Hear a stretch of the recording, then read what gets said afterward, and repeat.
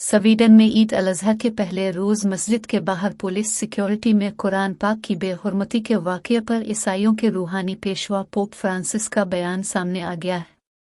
Sweden में कुरान पाक की बेहुरमती के वाक़ये पर लंदन में स्वीडिश सफारत खाने के सामने मुजाहिरा किया गया। मुजाहिरीन ने कुरान पाक हाथों में उठा रखे थे। मुजाहिरीन का कहना था कि कुरान पाक की बेहुरमती इंतहाई अफसोसनाक अमल है। स्वीडिश हुकूमत जिम्मेदार अफराद के खिलाफ एक्शन ले। एहतजाज में शामिल अफराद का कहना था, हम तमाम मज़ाहिब का एहतराम करते हैं। राम एहतजाज के जरिए स्वीडिश हुकूमत तक जज्बात पहुंचाना चाहते हैं।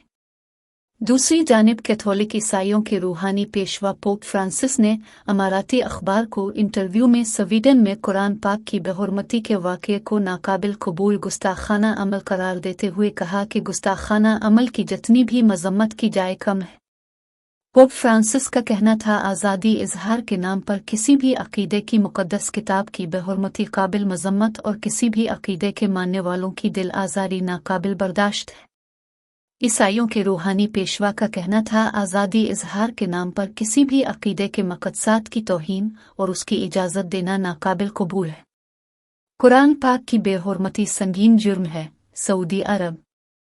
सऊदी अरब ने भी स्वीडन में कुरान पाक की बेहुरमती की शदीद अल्फाज में मजम्मत करते हुए स्वीडिश सफ़ीर को वज़ारत ख़ारजा तलब किया और एहतजाज रिकॉर्ड कराया।